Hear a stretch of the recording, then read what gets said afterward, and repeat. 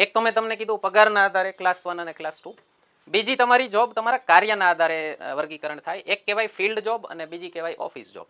Field job એટલે તમારે લોકો સાથે જેનો કોન્ટેક્ટ વધારે હોય, તમારે ફિલ્ડમાં ઉતરીને ક્ષેત્રમાં ઉતરી અને કામ કરવું પડે. ઉદાહરણમાં એક આ તમારી ડેપ્યુટી કલેક્ટર થઈ ગઈ, ડીવાયએસપી થઈ ગઈ, પછી ટીડીઓ આવે, મામલતદાર આવે, બરાબર. બીજી હોય ઓફિસ જોબ. ઓફિસ જોબમાં તમારે ઓછું લોકો સાથે ડીલિંગ ઓછું હોય, પબ્લિક રિલેશન્સ તમારા ઓછા હોય. જો બંને ટાઈપના વ્યક્તિઓ હોય, કોઈનો ફિલ્ડ જોબ જ ગમતી હોય, મને પૂછો તમે તો હું ક્લાસ 1ની ઓફિસ જોબ કરતાં ક્લાસ 2ની ફિલ્ડ જોબ વધારે પસંદ કરું. હું પીપલ્સ પર્સન છું. મને વધારે લોકોને મળીને મજા આવે, મને લોકોને હેલ્પ કરવી ગમે છે બાય નેચર. મારો સ્વભાવ એવો છે કે રોજ સાંજ પડે અમુક લોકોને ન મળું તો મને મજા ન આવે. આમાં ફિલ્ડ જોબમાં પણ બે વર્ગીકરણ બીજા કરી શકો. એક તમે કહી શકો મોર ચેલેન્જિંગ અને એક લેસ ચેલેન્જિંગ. એટલે મોર ચેલેન્જિંગ અને લેસ ચેલેન્જિંગ, જેમાં ચેલેન્જીસ વધારે હોય અને ઓછી ચેલેન્જીસ હોય. તો જેમ કે પોલીસ છે એને તમે મોર ચેલેન્જિંગમાં કહી શકો.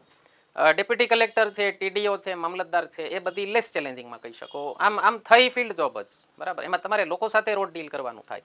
ઘણા લોકો એવા હોય કે નહીં, લોકો સાથે I am not a people person. એ પ્રમાણે પણ હું તમને સજેશન આપતો જઈશ કે તમારું ઓરિએન્ટેશન, તમારો સ્વભાવ કેવો છે, તમારી લાઇકિંગ ડિસલાઇકિંગ, પસંદ નાપસંદ કેવી છે.